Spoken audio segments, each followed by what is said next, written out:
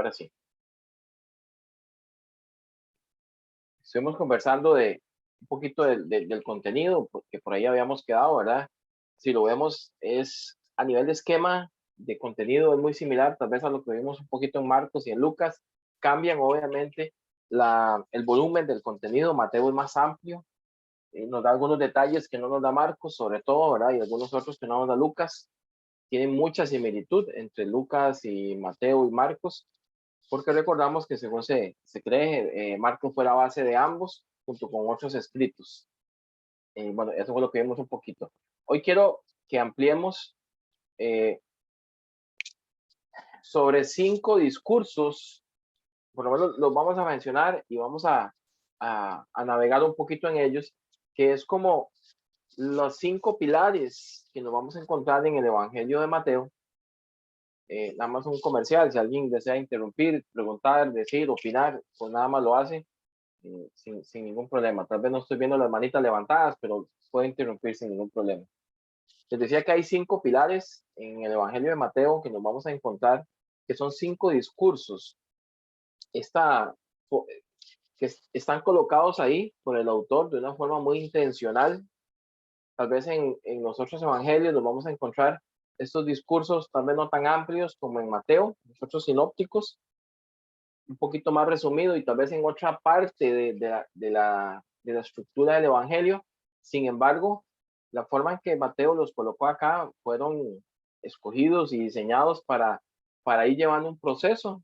Nos vamos a encontrar una primera sección pedagógica o de enseñanza, que es lo que llamamos el Sermón del Monte, que va del capítulo 5 al capítulo 7. Ahorita vamos a ahondar más en ese detalle.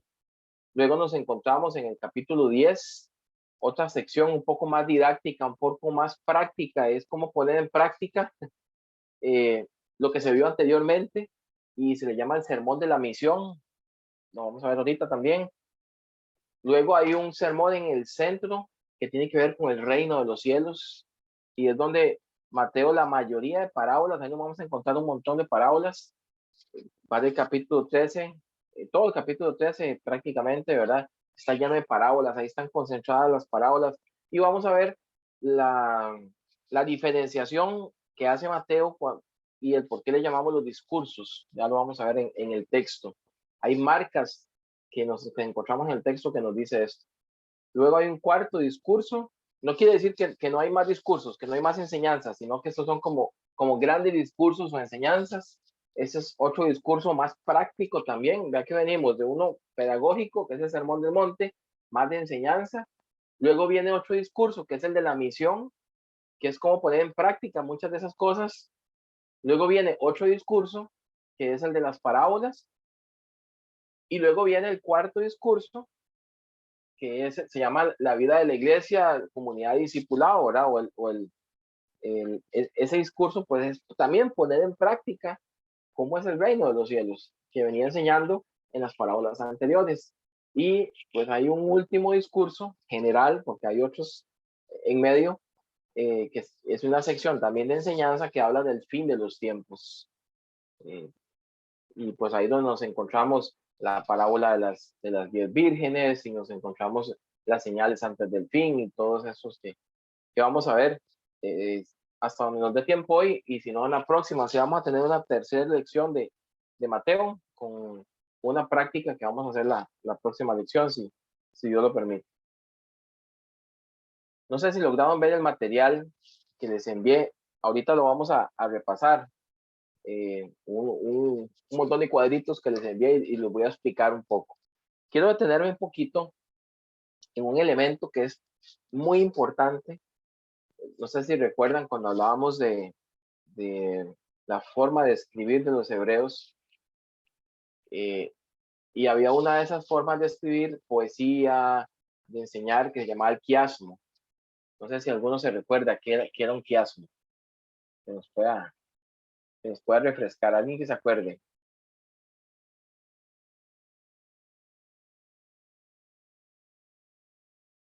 ¿No se acuerdan?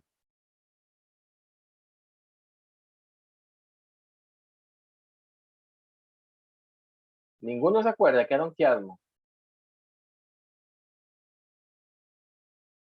Bueno, yo sé que Yendi sí se acuerda, pero no la veo. ¿Alguna idea? ¿Alguien que se anime?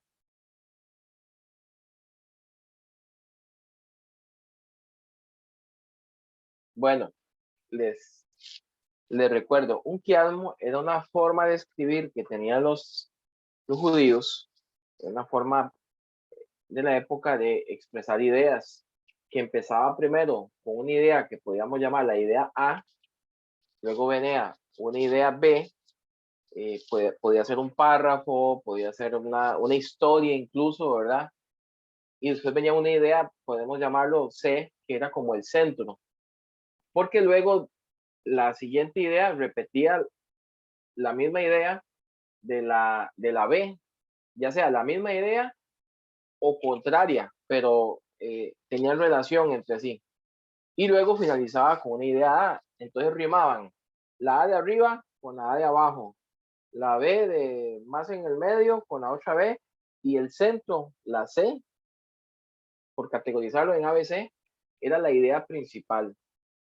¿Por qué? Porque era una forma ya estructurada de ellos de entender los mensajes, que lo principal estaba como enmarcado por ideas secundarias que tenían obviamente su impacto, pero había algo principal que quería enfocar el autor. De eso nos vamos a encontrar mucho en la Biblia. No sé si recuerdan, cuando vimos poesía, vimos un poquito esto en los salmos y en otras poesías. Entonces, Mateo está bañado de esto. Y cuando Jesús llega a Jerusalén, hay una forma que utiliza Mateo utilizando un quiasmo, para narrarnos algunas historias, que quería nada más a nivel práctico que lo viéramos antes de entrar o continuar con el tema de las estructuras. Por ejemplo, si nos vamos a Mateo 21, si usted gusta, se va a Mateo 21 conmigo, ahí sígame en su Biblia. En esa entrada triunfal de Jesús, Mateo 21, vamos a ver, levante la mano si tienen la Biblia ahí a la par, para verlos, a ver si tienen la Biblia a la par. Levante la manita ahí. Veo dos manos, tres manos. Eso, ahí está Rubén enseñándola. Eso. Bueno, muy bien. La idea es que la tenga ahí para que pueda ir siguiendo el texto, ¿verdad? Y que pueda ir marcando y subrayando, y incluso si usted ve algo que yo no estoy diciendo, lo puede aportar y haga suya esta clase. Eso es muy importante. Esto es para usted. Mateo 21, del versículo 1 hasta el 11, nos dice esa entrada triunfal de Jesús, ¿verdad? Dice en el versículo 1, capítulo 21, dice, cuando se acercaron a Jerusalén y vinieron de Betfagé al monte de los olivos, Jesús envió dos discípulos diciéndole, ¿verdad? Ya empieza, digamos, en toda esa narrativa, ¿verdad? En el versículo 4, todo esto aconteció para que se cumpliese lo dicho por el profeta cuando dijo, decida la hija de Sión, he aquí el rey viene a ti manso y sentado, etcétera, ¿verdad? Es en esta parte donde Jesús es tratado como el hijo de David, ¿verdad? Que la gente le gritaba, ahí lo vemos en el versículo 9, dice, y la gente que iba adelante y que iba detrás clamaba diciendo, Hosana al hijo de David, bendito el que viene. Hay una proclamación, hay una entrada, y ponga la atención a esto, a la entrada, porque es el marco de ese quiasmo que vamos a ver.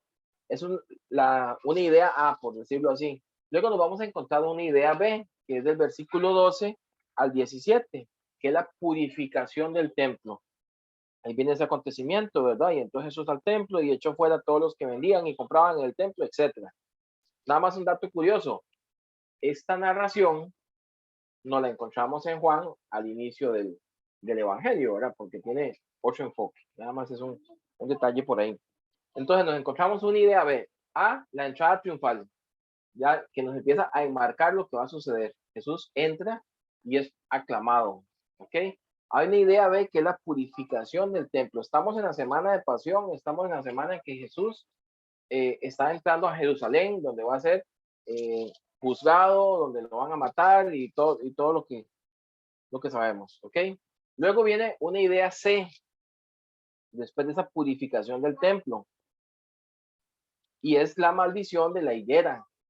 del versículo 18 al versículo 22. Hay una historia ahí que pareciera que no tiene mucho sentido cuando usted lo va leyendo de corrido, ¿verdad? Porque usted viene hablando de la entrada triunfal, de la purificación del templo, y dice, y por la mañana, volviendo a la ciudad, tuvo hambre. Hay una historia ahí que parece que no tiene mucho sentido, pero bueno, sí tiene un gran sentido.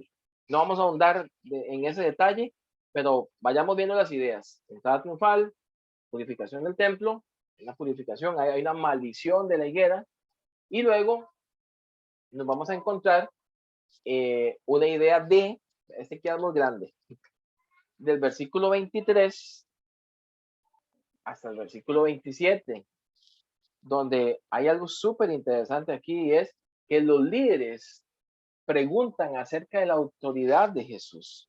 Dice en el versículo 23, cuando vino al templo, los principales sacerdotes y los ancianos, los principales sacerdotes y los ancianos principales del pueblo se acercaron a él mientras enseñaba y le dijeron, ¿con qué autoridad haces estas cosas? Bueno,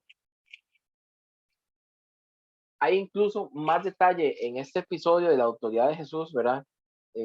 Porque hay una parte donde ellos son los que están cuestionando la autoridad de Jesús, y viene más adelante otra donde Jesús es el que los cuestiona a ellos. Pero vamos por ideas.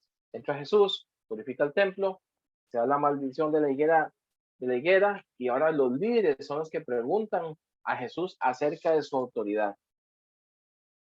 Luego nos vamos a encontrar una idea que son 3 parábolas contra los líderes y 3 delegaciones contra Jesús. Vamos a ver ese detalle un momentito. Capítulo 21, en el versículo 28. En el versículo 28, Jesús nos va a traer aquí 3 parábolas.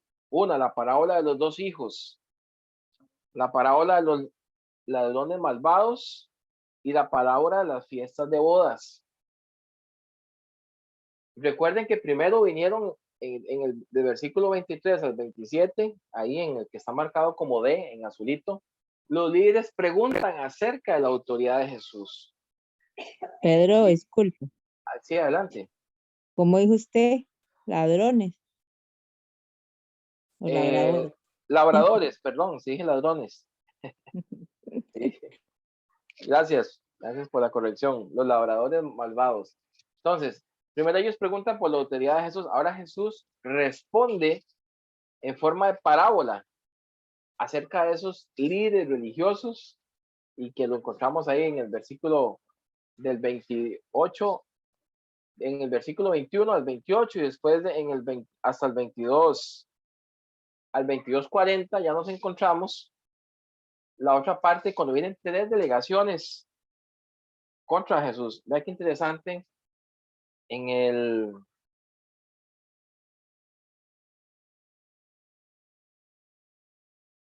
Estoy en el 21, 28 y luego el 22:40.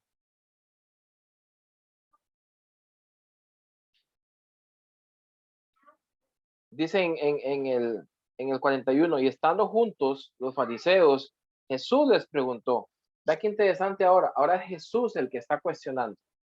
En el 41 y en el 42 diciendo, ¿qué pensáis del Cristo? ¿De quién es? Y le dijeron, ¿de quién es hijo? Dijeron, de hijo de David. Y él les dijo, pues como David en espíritu llama, y etcétera, ¿verdad?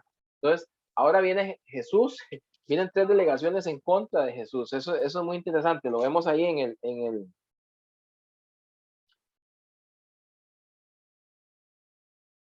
22:15. Si nos devolvemos un poquito para atrás, dicen el 15, entonces se fueron los fariseos y consultaron cómo sorprenderle en alguna palabra. En el 16, y le enviaron los discípulos de ellos con los herodianos, diciendo, primero habían llegado los fariseos, y ahora ya no vienen los fariseos, ahora vienen los herodianos, que era otro grupo político religioso de la época.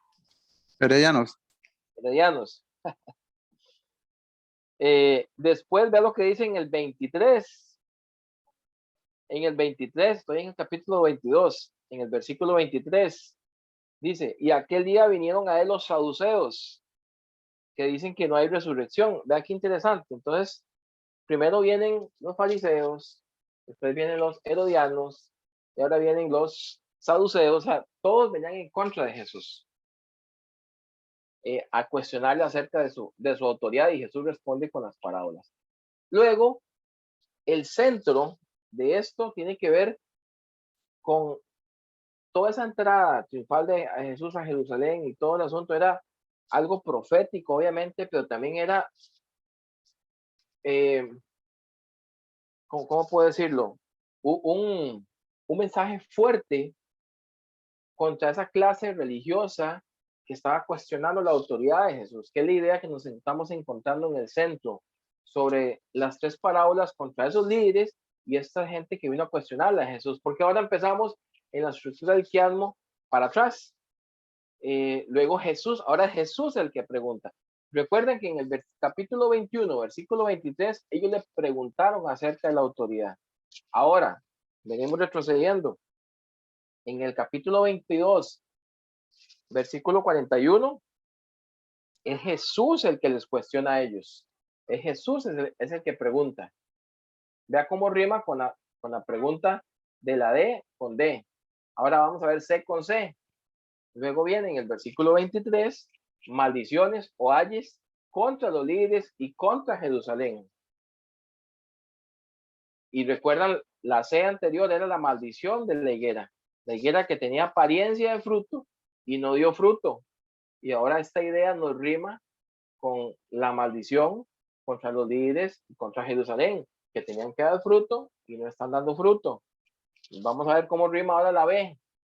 Y la B es la destrucción del templo, capítulo 24, versículo 1 y 2, dice, cuando salió del templo y se iba, se acercaron sus discípulos para mostrarle los edificios del templo, y respondiendo él les dijo, ¿veis todo esto? De cierto os digo que no quedará aquí piedra sobre piedra que no sea derribada.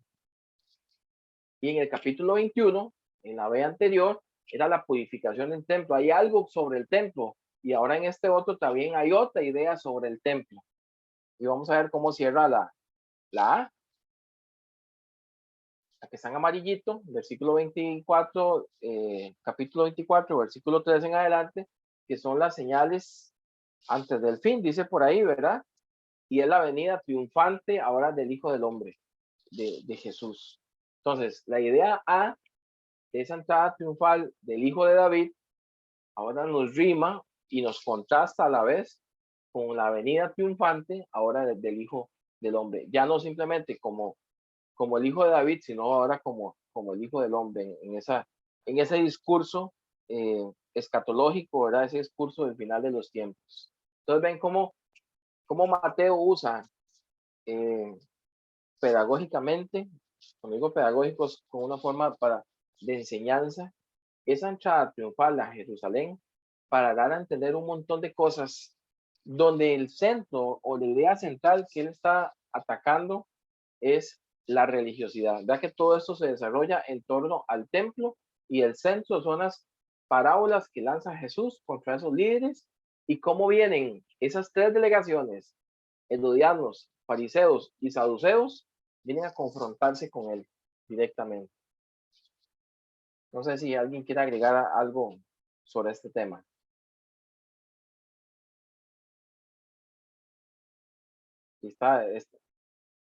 Queda más o menos claro o está muy enredado. Lo que quiero mostrar es una idea de cómo el Evangelio de Mateo es un arte, no está puesto ahí una serie de historias nada más, sino que tienen conexión unas con otras. Bueno, avanzamos. Yo la verdad me perdí, pero ¿Perdón? me perdí Okay. totalmente.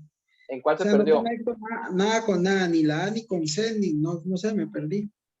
Nada más no lo meta en el examen, Pedro.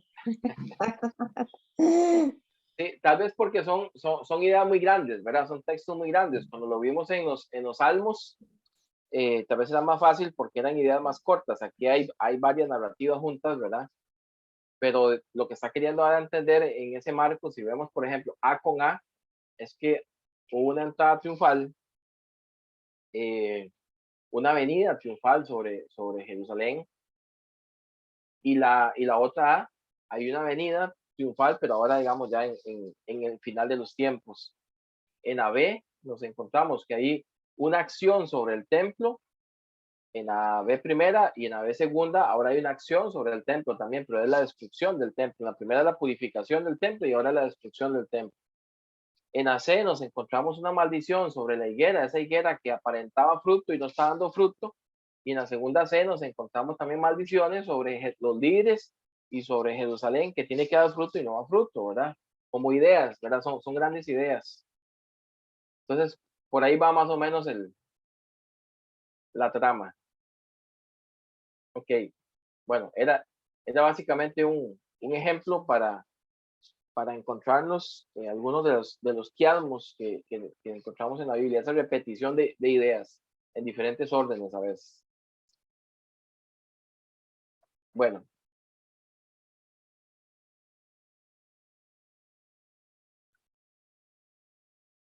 Más o menos, Rubén, o todavía no me supe explicar bien. No, es que yo conecto, digamos, la entrada de Teofán A sería con la autoridad de Jesús o con la parábola de las fiestas de las bodas del 22. Del 22.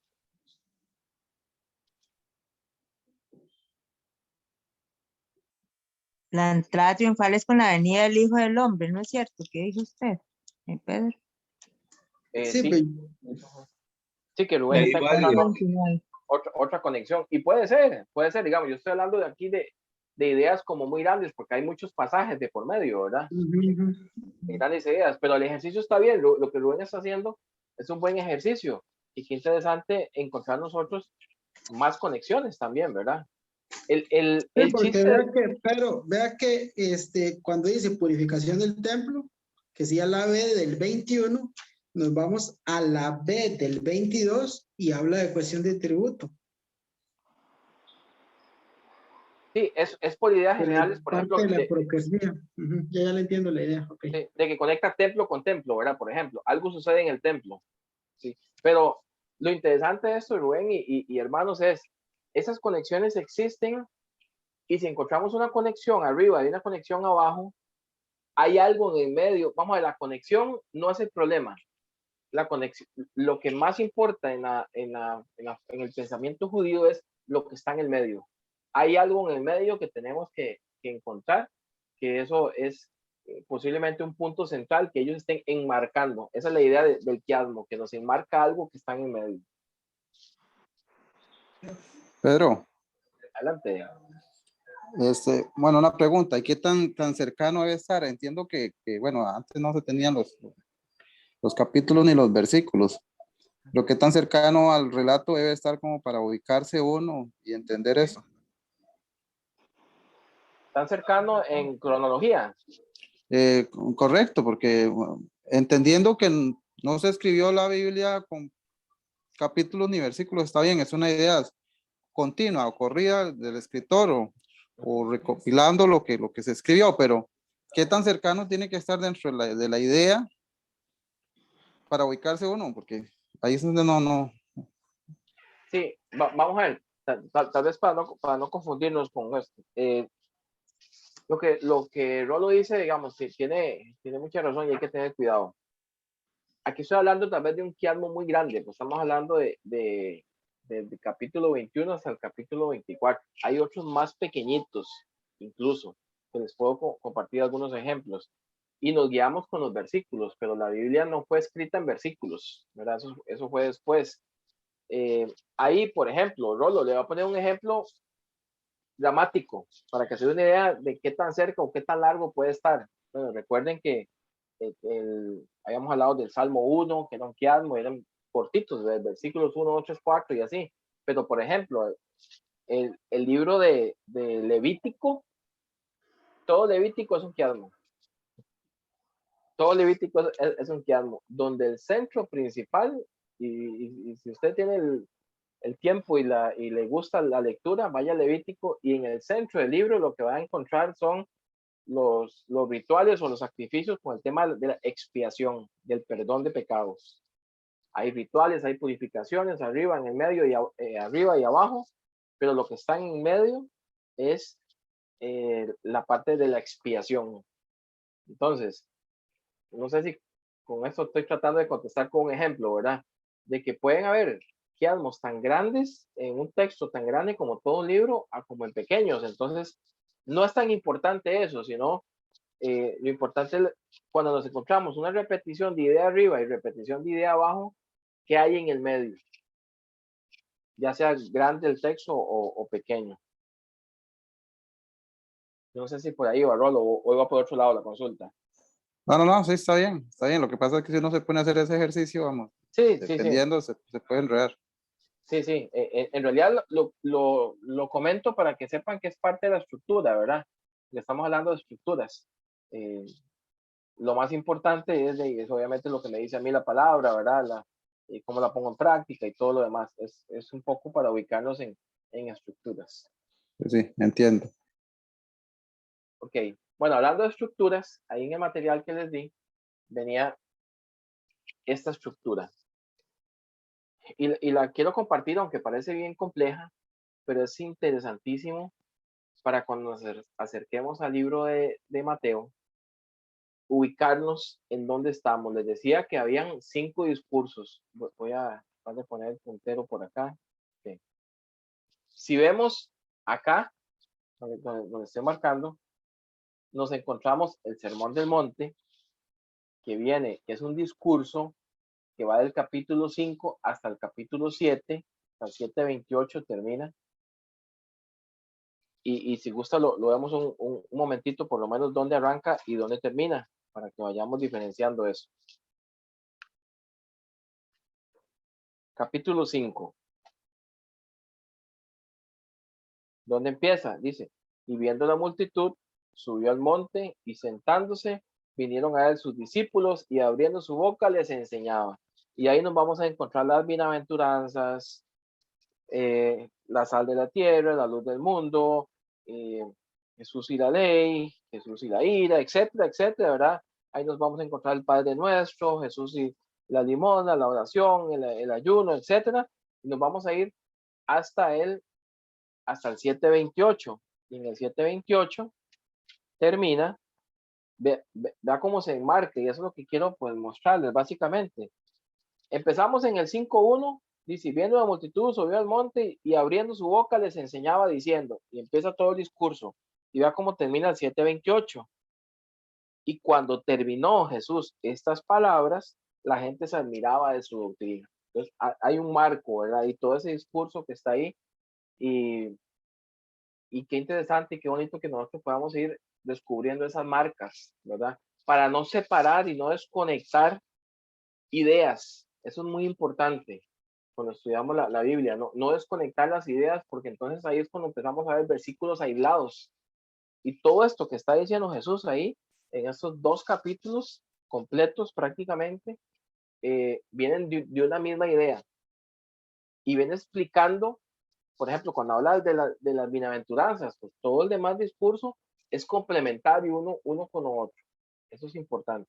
Entonces, en este esquema, vamos a encontrar para ir desde el inicio, el capítulo 1 y 2 nos habla de la infancia de Jesús.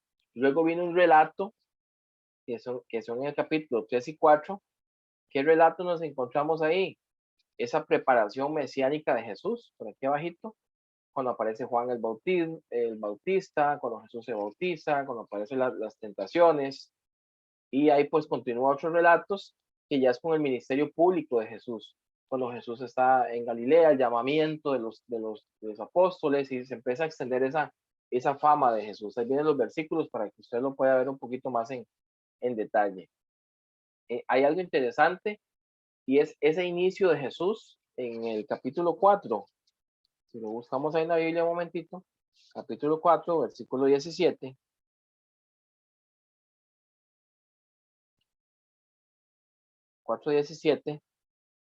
Dice, desde entonces, hay otra marca ahí, desde entonces, cuando nos encontremos palabras como estas, desde entonces, entonces comenzó, etcétera, hay marcas, hay un cambio de ritmo, y la Biblia nos está diciendo que algo diferente viene. Dice en el 17, desde entonces comenzó Jesús a predicar y a decir, arrepentidos porque el reino de los cielos se ha acercado.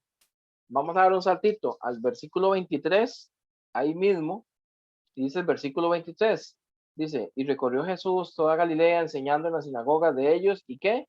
Y predicando el evangelio, ¿de qué? Del reino, y sanando toda enfermedad y toda dolencia en el pueblo. Y si usted salta al 9:35, dice lo mismo, Jesús en las aldeas estaba predicando, y si salta al 11:1, que está por aquí también, está diciendo lo mismo también. Entonces, está remarcando ese anuncio de Jesús del reino de los cielos.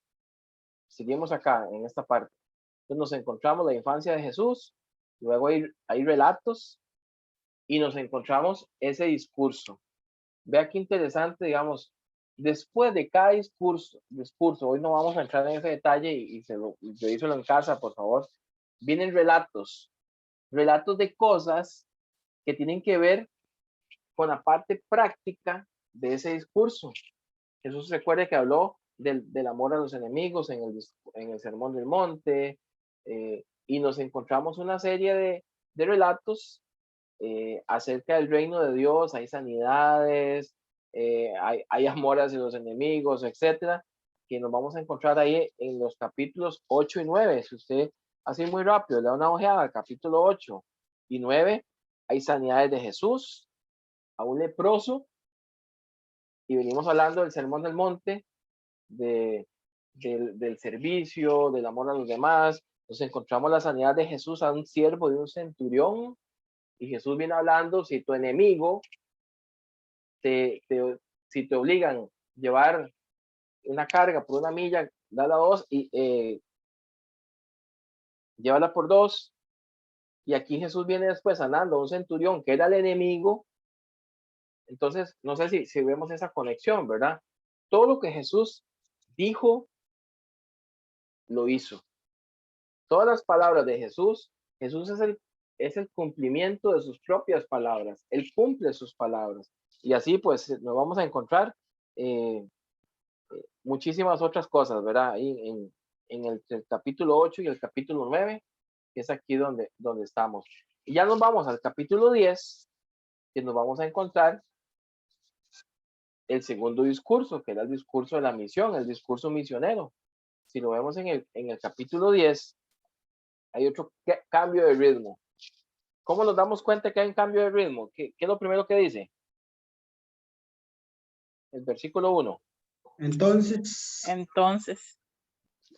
Hay un cambio, pero ese entonces, ¿alguien me puede leer del 35 al 38 del capítulo 9 para entender el entonces? Capítulo 9, verso 35 al 38. amén. Recorría Jesús todas las ciudades y aldeas, enseñando en las sinagogas de ellos y predicando el evangelio del reino, sanando toda enfermedad y toda dolencia en el pueblo. Y al ver las multitudes tuvo compasión de ellas, porque estaban desamparadas y dispersas como ovejas que no tienen pastor. Entonces dijo a sus discípulos: si a la verdad las mies es mucho, mas los obreros pocos, rogad pues al Señor de las mies que envíe obreros a sus mies. ¿Ok? Entonces cuando encontramos ese entonces, porque Jesús los va a enviar, los elige y los envía. Vea que ahí, bueno, algunas Biblias traen un titulito, ¿verdad? Que nos ayuda a guiarnos un poquito. Los elige y después en el versículo 5 los envía. ¿Los envía por qué? Bueno, Rubén lo remarcó ahí, ¿verdad? Rubén en el versículo 36. Al ver las multitudes, tuvo compasión de ellas. Y si nos vamos al discurso anterior, en el capítulo 5, ¿qué es lo primero que dice en el capítulo 5, versículo 1?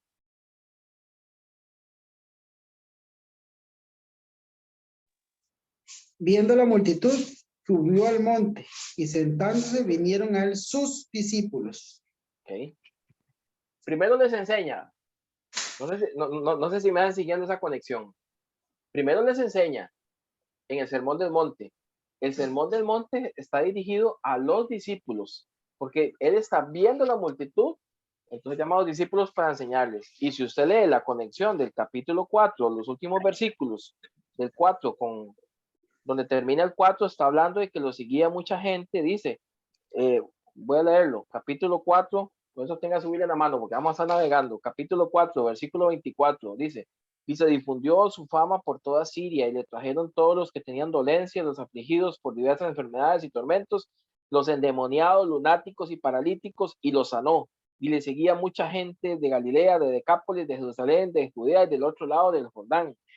Versículo 5, capítulo 5, nada más que nosotros lo cortamos ahí, pero capítulo 5 dice, viendo la multitud, subió al monte. ¿Cuál multitud? Toda esta gente que le seguía, gente atormentada, lunáticos, paralíticos. Y si vemos, ahí Jesús da la enseñanza. Todo el sermón del monte. Y ahora nos vamos al segundo discurso, que también tiene un antecedente similar. Dice, vio multitudes, tuvo compasión de ellos. Anteriormente en el 35 dice que andaba predicando el evangelio, sanando toda enfermedad, toda dolencia en el pueblo, y vio a las multitudes, etcétera, ¿verdad? Entonces, ahora sí, capítulo 10, por eso se llama el discurso misionero, que es el envío de Jesús, todo el capítulo 10 hasta el versículo 11:1. No sé si me siguen y están viendo cómo a mí me parece un arte esto que hace Mateo, la forma en que va estructurando el evangelio. Eso no está puesto ahí por ponerlo, ¿verdad? Cómo hace esa serie de conexiones. Y vimos cómo empezó, ¿verdad? Ese discurso misionero. Entonces, llamando a sus 12, les dio autoridad, ¿verdad? Vienen los nombres de ellos.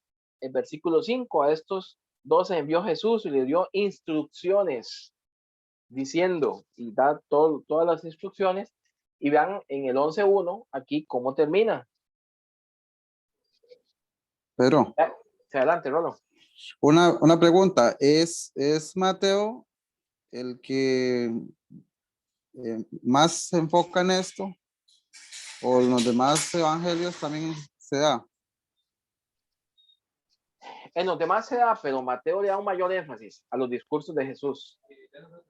Ok, porque tal vez es parte cultural de ellos y lo van a entender mejor, lo van a discernir mejor en la escritura para ellos, para quien está dirigido, ¿verdad? Pienso yo. Exacto. No, eso es muy importante, Rolo, porque es que a veces nosotros perdemos la perspectiva, ¿verdad? Y es que usted está diciendo, nos enmarca también. Cualquier libro de la Biblia, tenemos que empezar interpretándolo por hacia quién iba dirigido primeramente. ¿Qué entendieron esos primeros lectores? Ahora sí, sabiendo qué entendieron ellos o qué significaba para ellos, ahora sí, ¿cómo lo aplico yo a mi vida? ¿Verdad?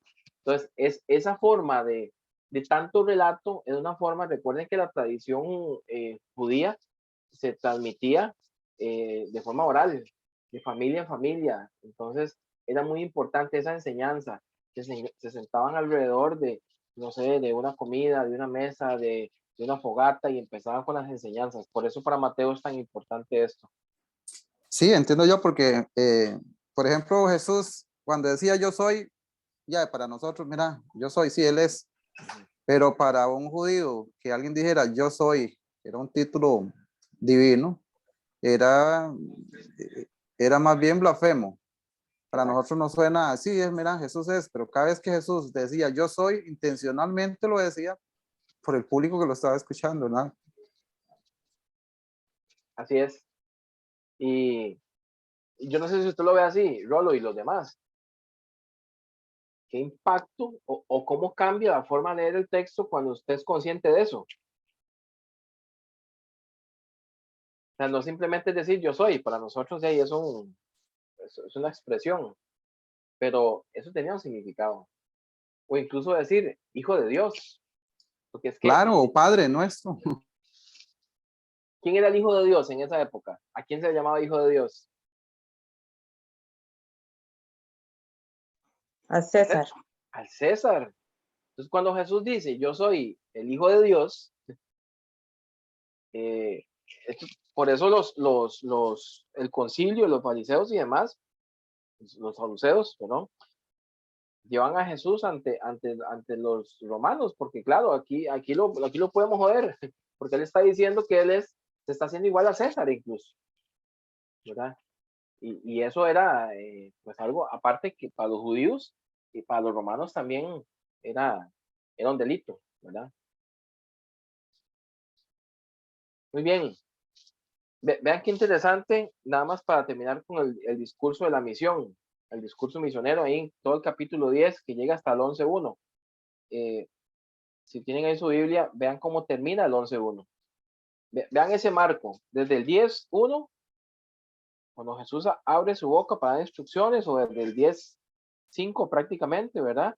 Y si te vas al 11.1, dice, cuando Jesús terminó de dar instrucciones a sus 12 discípulos, se fue de allí a enseñar y predicar en las ciudades de ellos.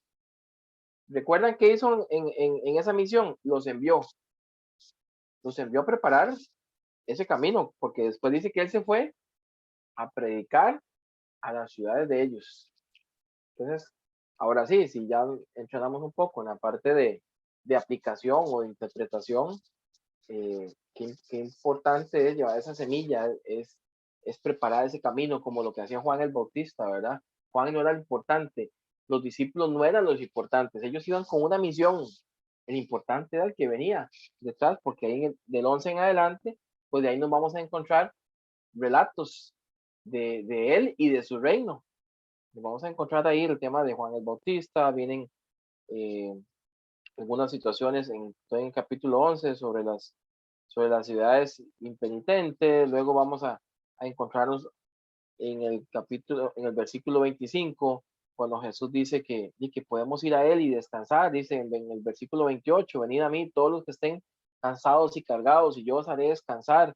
Y recuerden que la conexión que trae enseñanza, luego los envía, pero posiblemente ellos venían cansados, cargados de la misión, y Jesús también les dice, bueno, pueden descansar en mí. Recuerden que yo soy el importante.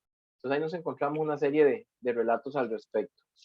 Después nos vamos hasta el capítulo 13, que inicia con las parábolas. Si usted ve ahí, es una sección de solo parábolas. Capítulo 13. Aquí estamos.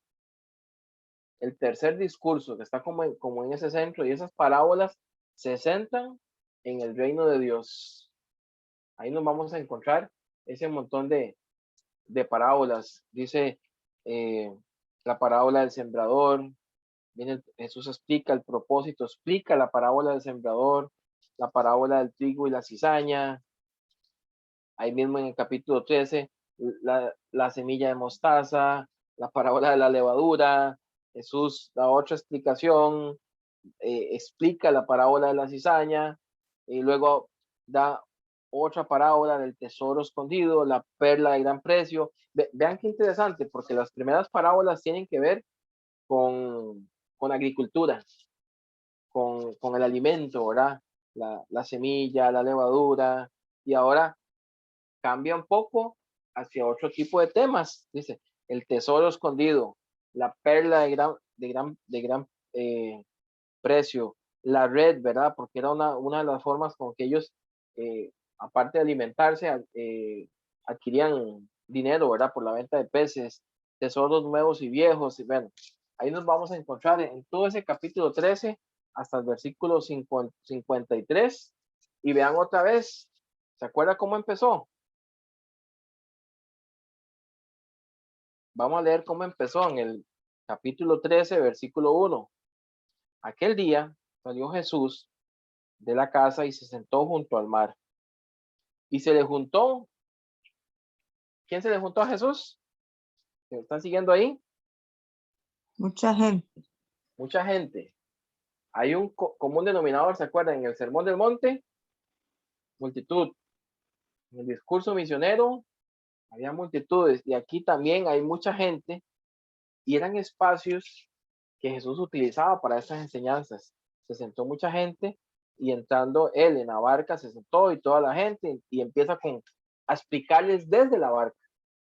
Este relato se da, empieza Jesús a hablar de parábolas en ese contexto, y vean cómo termina en el 13:53, que es la marca de donde termina. Dice el 13:53, aconteció que cuando terminó Jesús estas palabras, se fue de allí y ya hay un cambio de escenario. Ok, sí, lo estamos siguiendo. Después del capítulo 13, del capítulo 14 hasta el 17, nos vamos a encontrar otra serie de relatos diversos y vamos a irnos, ahí nos vamos a encontrar enseñanzas también de Jesús, milagros. Ven cómo en medio de discurso nos encontramos una serie de acontecimientos o de milagros también que terminan explicando o siendo la acción de cada enseñanza. Por tiempo no podemos ahondar en cada uno de ellos, pero si usted lo detalla, puede ver cómo esos relatos, milagros, acontecimientos que nos encontramos ahí, tienen que ver con el discurso anterior que está hablando Jesús. Sigue sanando en el capítulo 15, y ya nos vamos a ir, bueno, hay un centro también que no quiero dejar pasar, que estamos aquí, que es un centro que también nos encontramos en Marcos. ¿Recuerdan quién dice la gente que soy yo? ¿Quién dicen ustedes que soy yo? Lo encontramos en Lucas también, esta misma pregunta, y que los discípulos, y ahí se da la confesión de Pedro, que tú eres el Cristo, el Hijo de Dios. Vea que aquí en Mateo, en esta serie de acontecimientos, nos lo encontramos en el capítulo 16, versículo 16, que es la famosa confesión de Pedro, que en Mateo es tanto, ya vimos que está en Marcos, ¿recuerdan? Vimos que está en Lucas, y está aquí también en Mateo. En Juan está, lo vamos a ver, pero de otra forma. Dice en el versículo 16, respondiendo Simón Pedro, dijo, tú eres el Cristo, el Hijo del Dios viviente.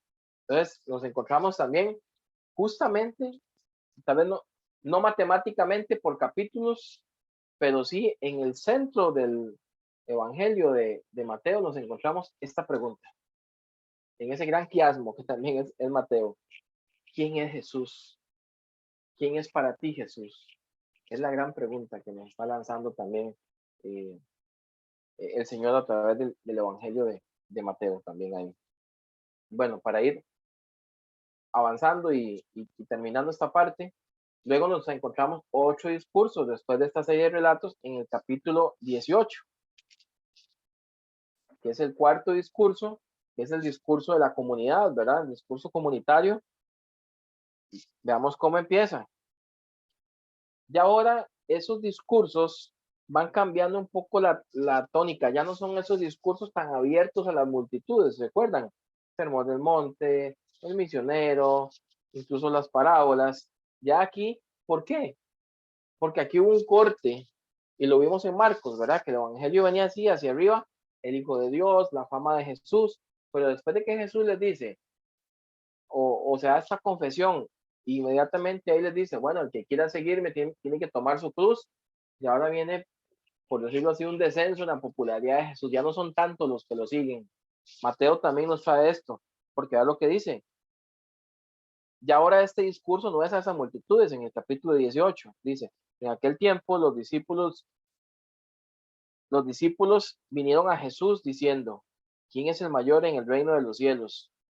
Y llamando Jesús a un niño, lo puso en medio de ellos y empezó a dar este discurso que nos encontramos, que es el discurso de la comunidad, porque habla del perdón, habla cuando alguien tropieza, cómo debemos de ayudarlo, cómo debemos de restaurarlo. Aquí nos encontramos la parábola de la oveja perdida. Mateo la rescata acá en el versículo 10, el capítulo 18, porque está hablando de cómo debe ser la relación en la comunidad. En el versículo 15, pues habla de cómo se debe perdonar al hermano. Y nos encontramos una palabra que solamente aparece en el Evangelio de Mateo. Curiosísimo.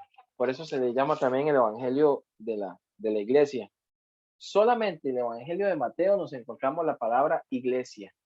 Y la encontramos 2 veces. Uno en el capítulo 16, que me lo brinqué un poquito. Capítulo 16, si quedan un par de páginas atrás en su Biblia. La palabra iglesia no aparece ni en Marcos, ni en Lucas, ni en Juan. La encontramos en Mateo en 2 oportunidades. La primera es en el capítulo 16, versículo versículo 18, y dice, yo también te digo, tú eres Pedro, y sobre esta roca edificaré mi iglesia. Y la otra parte, la única parte donde usted lo va a encontrar por lo menos en las traducciones más comunes, es acá en este sermón de la comunidad, y la encontramos dos veces, en una misma estrofa, pero dos veces. Capítulo 18, versículo 15, dice, si no los oyere a ellos, dilo a la iglesia, y si no llega a la iglesia, tenle por gentil y publicano. Está hablando de cómo debe ser el proceso de perdón o restauración a un hermano. Entonces, no sé, a mí me llama la atención que la palabra iglesia en los evangelios solamente aparece en dos oportunidades. Tres, podríamos decirlo, si vemos ahí en ese mismo párrafo. Ese es todo el discurso comunitario y termina en el 19.1. Ahí podemos encontrar la marca donde termina. Si me siguen en el 19.1 dice, aconteció que cuando Jesús terminó estas palabras, se alejó de Galilea y se fue a las regiones de Judea, al otro lado del Jordán, etc. Ahora sí lo vuelven a seguir las multitudes. Y viene una serie de acontecimientos en ese proceso, y ahora Jesús va camino hacia Jerusalén. Ahí lo vamos a encontrar del versículo 21 en adelante. Hay del 19, capítulos 19 y 20, esa serie de relatos que hablan sobre el divorcio, Jesús y los niños, la vida eterna, riqueza, hay parábolas ahí también, y ya en el capítulo 21 hasta el 23 es un poco lo que hablamos, ¿verdad? La entrada en el templo, la higuera, la autoridad de Jesús, parábolas, etcétera, y esas confrontaciones que tiene con los religiosos y la clase política. Y ya terminando, nos vamos hasta el capítulo 24, que es el discurso del final de los tiempos o el discurso escatológico. Lo vemos capítulo 24. Un segundito. Que es cuando él sale del templo. Dice, cuando Jesús salió del templo, dice, iba, se acercaron sus discípulos. Vean otra vez lo que les dije. Tenemos tres discursos que son a los discípulos, pero viendo las multitudes. Y ahora estos últimos son específicos para sus discípulos. Ahí lo pueden ver en el 24, cuando Jesús salió del templo y se iba, se acercaron sus discípulos para mostrarles los edificios del templo, y respondiendo les dijo, veis esto, de cierto os digo que no quedará aquí piedra sobre piedra, que no sea derribada, y pues empieza a hablar de las señales antes del fin. Y en ese discurso nos vamos a encontrar, pues, cuando Jesús dice cuando va a ser la venida del Hijo del Hombre, las parábolas de las 10 vírgenes, la parábola de los talentos, el juicio sobre las naciones en el 25:31,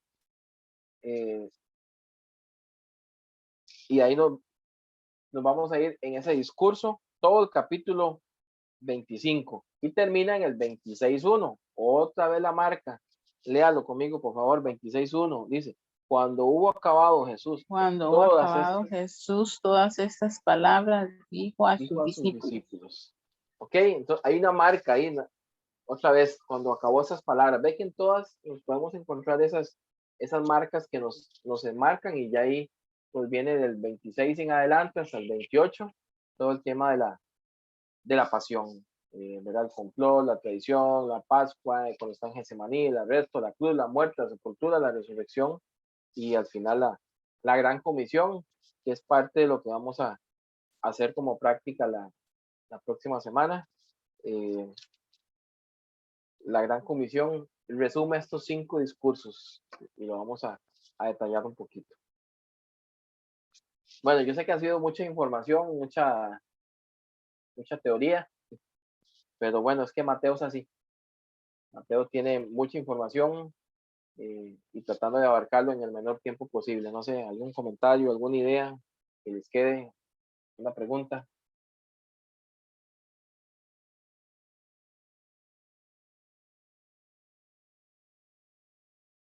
No, Pedro, muchas gracias. Obviamente que son estructuras lo que estamos viendo, ¿verdad? Del Evangelio, en secciones, ¿verdad? Como bien lo dijo los videitos que usted pasó de ahí de Penta, ¿verdad? De la Academia de la Biblia. Pero sí es manejar conceptos, ¿verdad? de ese famoso sándwich que usted decía, ¿verdad? Emparedado que va acomodando y amarrando todo por secciones, ¿verdad? Es como decir el macro lectura, es lo que hay que ir encajonando aquí. Así es. Sí, y al final, tal vez para que no se compliquen mucho con el tema del quiasmo y eso, es simplemente un ejemplo, ¿verdad? De esa estructura, pero que también, si alguno es curioso, ¿verdad? Y le gusta indagar un poquito sobre eso, se lo puede encontrar, ¿verdad? ¿Qué más? Sí, pero creo que Mateo tenía mucho que decir, dado que el antiguo pacto terminaba con Malaquías, es el otro escrito que hay directamente para el pueblo judío, ¿verdad? Entonces había mucho que decir, hablar acerca de las profecías cumplidas en Jesús y el nuevo pacto. Y como que tiene mucho que decir, pero igual lo hace como comprimido también. Hay mucha información en esos 28 capítulos. Bueno, que después los hicieron en capítulos. Pero sí, siguiendo la escritura, siguiendo la Biblia, bueno, ellos no lo tenían en aquel entonces, pero para lo que venía, era necesario él, dado que era a su pueblo, al pueblo judío, la información acerca del reino de Dios, el reino de los cielos, que es el enfoque principal, creo yo, que es el mensaje nuevo que trae Jesús, ¿verdad? Así es. Sí, eso es muy interesante y como dice Rolo, tenía mucho que decir y lo estructuró de una forma donde nos encontramos, reitero, enseñanza, pero esa enseñanza puesta en práctica después. Yo creo que hay un gran mensaje ahí, ¿verdad? Para nosotros, porque todo lo que recibimos no se puede quedar solamente en la enseñanza, sino que tiene que haber una puesta en práctica, definitivamente, ¿verdad? Tanto así que el cierre de Mateo es con la famosa que llamamos la gran comisión. Esa es la forma como termina, ¿verdad? Como para Mateo fue tan impactante él como discípulo, como ex publicano, ¿verdad? Es ex cobrador de impuestos, alguien que oprimía al pueblo, ahora lo importante que era llevar ese mensaje a todas las naciones, ¿verdad? Que era posiblemente muy contrario a lo que Mateo pensaba o creía antes de conocer a Jesús. Cómo marcó su vida, que hace ese cierre tan bonito en la gran comisión, ¿verdad? Por tanto, ir y hacer discípulos a todas las naciones, etcétera, ¿verdad? Como un hombre que era desechado por los judíos por ser publicano, ahora se está convirtiendo en un evangelista de judíos, ¿verdad? Bueno. Pero también otra cosa, bueno, obviamente es el Espíritu Santo que hace eso, que como ellos respetan, ¿no? El escritor, ¿verdad? En este caso Mateo, como cuando narra él los milagros, como dice usted, lo hace como una narrativa y se ve que es el escritor que lo hace, ¿verdad? Pero cuando tiene que hablar el Señor, ¿verdad? Como lo vimos ahí de las buenaventuranzas, ¿verdad? Del 10 hasta todo eso, que él solamente ve la escritura de Jesús, ¿verdad? Y le dan, por ejemplo, y Jesús le respondió. El escritor le da la importancia al personaje principal, digamos, digamos si fuera una película, ¿verdad? Ellos no se meten.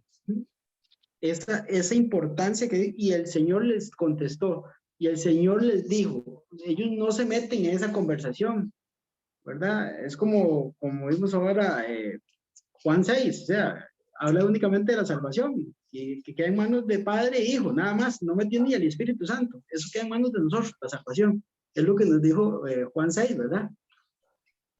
Punto, o sea, no se meten ellos en absolutamente en nada de lo que está del cielo, queda como es del cielo, no nos metamos en eso, lo escribimos así. Y eso es una gran enseñanza para nosotros, ¿verdad? Que es lo que yo siempre he dicho, los enredos de nosotros no metamos a Dios, ¿verdad? Si ahora, si Dios le dijo a Pedro, pues Dios lo va a respaldar en cualquier cosa que haga. Pero si no se lo dijo Dios, son simplemente enredos de nosotros, ¿verdad? Aunque lo hagamos para Dios, ¿verdad? Entonces, que ahí es donde hay diferencias, pero y muchos se enojan por esas diferencias, pero no es importante. Lo importante es el autor, quién lo dijo y cómo lo dijo y qué es lo que hay que hacer. Punto. Amén. Sí, gracias Rubén. Y que ahí nos encontramos hay muchos tipos de narradores y narraciones. En este caso no es un narrador protagonista, ¿verdad? Mateo no es un narrador protagonista, es un narrador omnisciente, creo que se llama, ¿verdad? O sea, que todo lo sabe porque está ahí, pero él no está siendo protagonista, el protagonista es otro, ¿verdad? Y para cerrar, digamos, nada más una bonita comparación que vamos a ver en los evangelios, ya que estamos terminando Mateo, vemos que el énfasis en Marcos, recuerdan Marcos no se centraba tanto en los discursos, sino en las acciones. Pues aquí vemos que Mateo tiene más discursos, son énfasis, pero hay un eje central que es el reino de los cielos. Lucas también, los pobres y todo, ¿verdad? Hay enseñanza, hay también mucha acción, y hay un eje central que es el reino de los cielos. Mateo también. Y cuando entremos a Juan, vamos a ver que ya Juan no es tanto en el reino de los cielos, sino en el rey, ¿verdad? Ya no es tanto la proclamación de cómo es el reino, sino quién es el rey, quién es Jesús, los yo soy de Juan, etcétera. Bueno, ahí lo vamos a ver en Juan. ¿Está bien? ¿Algo más, Pedro? Lo de la gran comisión solo aparece en Mateo, ¿ah? Solo Mateo lo dice. Marcos, un poquito, pero en el agregado que tiene Marcos, que parece que no es del texto original, que no quiere decir que no es inspirado, pero por lo menos en el manuscrito original, un poquitito ahí tiene Marcos. Bonito eso porque sabía lo que venía para Jerusalén, la destrucción de Jerusalén, y que iban a ser esparcidos. Y por lo tanto ese mensaje no se podía perder, había que llevarlo. Mientras vayan, hagan discípulos. Mientras vayan a las naciones, ellos no era que iban a ir voluntarios, iban a ser expulsados de su tierra y no, que este mensaje no se pierda, hay que llevarlo. Así es. Okay. Y, de hecho, Rolo, el texto original del versículo 19, que dice, por tanto, id y hacer discípulos, el texto original, la palabra, ahorita no recuerdo cómo se pronuncia, cómo se dice en el griego que se escribió, lo que dice es, mientras vayan por el camino, oyendo por el camino, más bien, hacer discípulos, ¿verdad? O sea, Correcto. es un proceso del camino, ¿verdad? Como Lucas también lo enfatizó. Hay que seguir caminando. Bueno, listo, bendiciones. Entonces, hermanos, nos vemos el próximo viernes, si Dios nos lo permite. Y mañana, pues, en la iglesia nos encontramos ahí y repasen bastante. La próxima semana vamos a hacer algunas prácticas y vamos a hacer un cierre ahí con la gran comisión. ¿Está bien? Dios me les bendiga mucho y nos vemos. Amén, Pedro. Muchísimas gracias. Amén. Amén. Bendiciones.